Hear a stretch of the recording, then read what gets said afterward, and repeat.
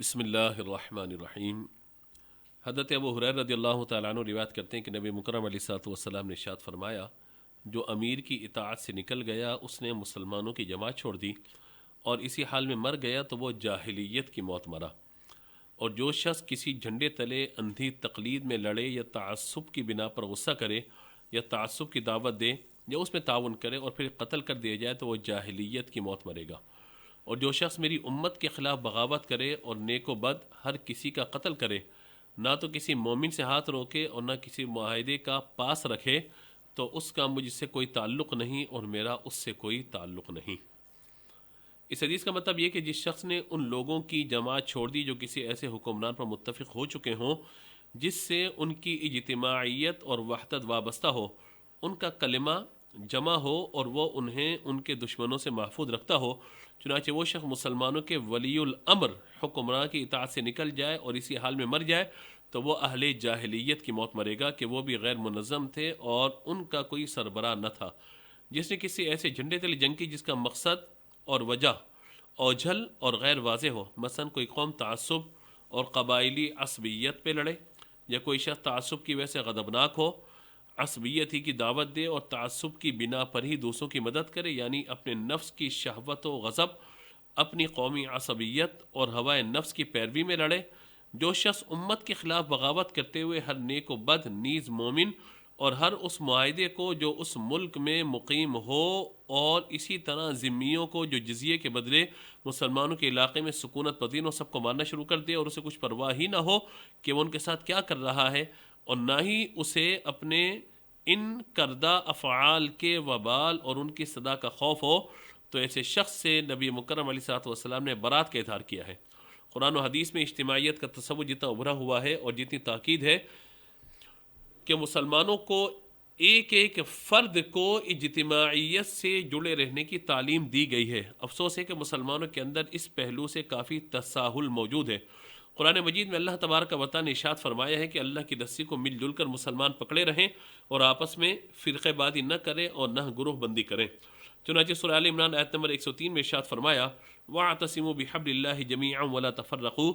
اور تم سب مل کر اللہ کی رسی کو مضبوطی کے ساتھ تھام لو اور آپس میں تفرقہ مت ڈالو، اور اللہ کا احسان خود پر یاد کرو، جب تم ایک دوسرے کے دشمن تھے تو اس نے تمہارے دلوں میں ملاپ پیدا کر دیا، بس اس کے فضل سے تم آپس میں بھائی بھائی بن گئے، اور تم تو آگ کے گڑھے کے کنارے پر تھے تو اس نے تمہیں اس سے بچا لیا۔ اللہ تم سے یوں ہی اپنی آیت بیان فرماتے ہیں تاکہ تم ہدایت پا جاؤ۔ اس آیت مبارکہ میں ان افعال و حرکات کی ممانعت کی گئی ہے کہ جو مسلمانوں کے درمیان فرقے کا باعث ہوں، چنانچہ ارشاد فرمایا گیا تم سب مل کر اللہ کی رسی کو مضبوطی سے تھام لو اور فرقوں میں تقسیم نہ ہو جاؤ جیسے یہود و نصارہ نے فرقے بنا لیے۔ حبل اللہ، اللہ کی رسی، اس کی تفسیر مفسرین نے بیان فرمایا کہ اس سے مراد قرآن ہے، چنانچہ مسلم شریف میں ہے کہ حبل اللہ یہ قرآن ہے، جس نے قرآن کی پیروی کی وہ ہدایت پر ہے اور جس نے اسے چھوڑا وہ گمراہی پر ہے۔ حضرت عبداللہ بن مسعود رضی اللہ تعالیٰ عنہ فرماتے ہیں کہ حبل اللہ سے جماعت مراد ہے، اور فرمایا تم جماعت کو لازم کر لو کہ وہ حبل اللہ ہے جس کو مضبوط تھامنے کا حکم دیا گیا ہے۔ یہ یاد رہے کہ جماعت سے مراد مسلمانوں کی اکثریت یہ نہیں کہ 3 آدمی مل کر ایک جماعت بنا لیں اور اس کا نام جو ہے مسلمین کی جماعت رکھ لیں اور بولیں کہ قرآن نے ہماری ٹولی میں داخل ہونے کا کہا ہے۔ اگر ایسا ہی حکم ہے تو پھر کل کوئی اپنا نام رسول رکھ لے گا کہ قرآن نے جہاں بھی رسول کی اطاعت کرنے کا حکم دیا ہے اس سے مراد میری ذات ہے، الاعوذ باللہ تعالی، لہذا میری اطاعت کرو، اعوذ باللہ من جہل الجاہلین، ہم جاہلوں کی جہالت سے اللہ کی پناہ طلب کرتے ہیں۔ آگے فرمایا گیا وَاذْكُرُوا نِعْمَتَ اللَّهِ عَلَيْكُمْ، اور کہ اللہ کا احسان اپنے اوپر یاد کرو۔ اس آیت میں فرمایا گیا کہ اللہ کی نعمتوں کو یاد کرو کہ جن میں سے ایک نعمت یہ بھی ہے کہ تم آپس میں ایک دوسرے کے دشمن تھے اور تمہارے درمیان طویل عرصے کی جنگیں جاری تھیں، حتیٰ کہ اوس اور خزرج میں 120 سال سے لڑائی جاری تھی، جس کے سبب رات دن قتل و غارت گری جاری رہتی تھی، لیکن اسلام کی بدولت عداوت و دشمنی دور ہو گئی اور آپس میں دینی محبت پیدا ہوئی، اور نبی مکرم علیہ الصلوۃ والسلام کے ذریعے اللہ تعالیٰ نے ان لوگوں کی دشمنیوں کو مٹا دیا اور جنگ کی آگ کو ٹھنڈا کر دیا۔ لہٰذا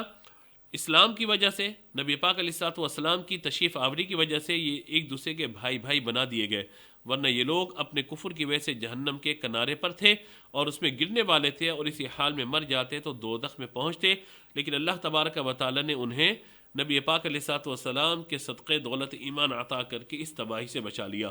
معلوم ہوا کہ نبی مکرم علیہ الصلوۃ والسلام ہمارے لیے دوزخ سے بچنے کا سب سے بڑا ذریعہ ہے۔ چنانچہ حضرت جابر رضی اللہ تعالیٰ عنہ کہتے ہیں کہ کچھ فرشتے بارگاہ اقدس صلی اللہ تعالیٰ علیہ وآلہ وسلم میں اس وقت حاضر ہوئے جب آپ آرام فرما رہے تھے۔ ان میں سے ایک نے کہا یہ تو آرام کر رہے ہیں، دوسرے نے کہا کہ ان کی آنکھ سوتی ہے اور دل جاگتا رہتا ہے۔ فرشتوں نے کہا کہ آپ کے ان صاحب کی مثال ہے، لہذا وہ مثال بیان کرو۔ ایک نے کہا وہ سوئے ہوئے ہیں، دوسرے نے کہا ان کی آنکھ سوتی دل بیدار رہتا ہے، اور ان کی مثال اس آدمی کی جیسی جس نے گھر بنایا، اس پہ دسترخوان بچھایا اور بلانے والوں کو بھیجا، تو جس نے اس کی دعوت قبول کر لی وہ گھر میں داخل ہوا اور دسترخوان سے کھانا کھایا، اور جس نے دعوت قبول نہ کی نہ وہ گھر میں داخل ہوا نہ دسترخوان سے کھانا کھا سکا۔ فرشتوں نے کہا کہ اس کا مطلب بیان کیجیے تاکہ بات سمجھ میں آئے۔ انہوں نے کہا کہ گھر سے مراد جنت ہے اور بلانے والے سے مراد حضرت محمد مصطفیٰ صلی اللہ تعالیٰ علیہ وآلہ وسلم ہے۔ تو جس نے ان کی اطاعت کی اس نے اللہ کی اطاعت کی، اور جس نے ان کی نافرمانی کی اس نے اللہ کی نافرمانی کی۔ محمد صلی اللہ تعالیٰ علیہ وآلہ وسلم اچھے اور برے لوگوں میں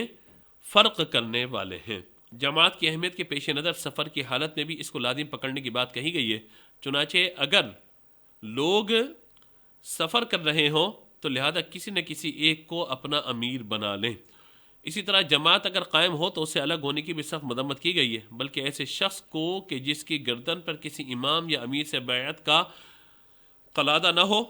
اور وہ اسی حالت میں مر جائے تو اسے جاہلیت کی موت قرار دیا گیا۔ حضرت عبداللہ بن عمر رضی اللہ تعالیٰ عنہ بیان کرتے ہیں کہ رسول اللہ علیہ الصلوۃ والسلام نے ارشاد فرمایا، جس نے امیر کی اطاعت سے اپنا ہاتھ کھینچ لیا تو وہ قیامت کے دن اللہ سے ایسے ملے گا کہ اس کے پاس کوئی حجت نہ ہوگی، اور وہ شخص کہ جس کی گردن میں کسی امیر کی بیعت کا قلادہ نہیں، وہ اس حالت میں مرے گا گویا اس کو جاہلیت کی موت آئی ہے۔ بعض احادیث میں اطاعت امیر کو اطاعت الہی قرار دیا گیا، اس کی وجہ یہی ہے کہ اس سے اجتماعیت قائم رہتی ہے۔ حضرت ابو ہریرہ رضی اللہ تعالیٰ عنہ کہتے ہیں کہ نبی پاک علیہ الصلوۃ والسلام نے فرمایا، جس نے میری اطاعت کی اس نے اللہ کی اطاعت کی، جس نے میری نافرمانی کی اس نے امیر کی نافرمانی کی، اور جس نے میری اطاعت کی اور جس نے امیر کی نافرمانی کی اس نے میری نافرمانی کی۔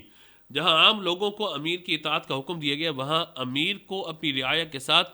عدل و انصاف کرنے اور ان کو ظلم و زیادتی سے بچانے کی تاکید بھی کی گئی ہے۔ دوسری صورت میں اس کے خلاف سخت وعید ہے۔ چنانچہ ام المؤمنین حضرت عائشہ صدیقہ رضی اللہ تعالیٰ عنہ روایت کرتی ہیں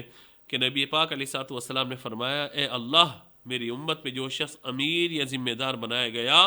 اور اس نے لوگوں کو مشقت میں مبتلا کیا تو بھی اس پر مشقت ڈال دے، اور جس نے نرمی برتی تو بھی اس سے نرمی برت۔ دوسری روایت میں یہ ہے کہ جس امیر نے اپنی رعیت کے ساتھ دھوکہ کیا اس پر جنت حرام ہوگی۔ کوئی بھی صاحب عقل اس بات سے انکار نہیں کر سکتا کہ انسان ایک سماجی مخلوق ہے اور اس کی ضروریات دوسروں سے اس قدر مربوط ہیں کہ وہ تنہا زندگی گزارنے کا تصور نہیں کر سکتا، لہذا اجتماعیت اس کی ایک فطری ضرورت ہے۔ ظاہر ہے کہ اس کے چلانے کے لازماً ایک نظام ہونا چاہیے۔ اس وجہ سے شریعت اسلامیہ میں اجتماعیت کے تعلق سے واضح احکام اور تعلیمات دی گئی ہیں اور اس کو واجبات دین میں شمار کیا گیا ہے۔ علماء اسلام نے سیاست شرعیہ کے موضوع پر بیش بہا کتابیں تصنیف کی ہیں۔ چنانچہ علامہ نصفی شرح عقائد نصفیہ میں لکھتے ہیں کہ مسلمانوں کے لیے واجب ہے کہ ان کا کوئی امام ہو جو احکام نافذ کرے، حدود جاری کرے، سرحدوں کی حفاظت کرے، زکوٰۃ وصول کرے، باغیوں کو سزا دے اور چوروں اور ڈاکوؤں پر حد جاری کرے۔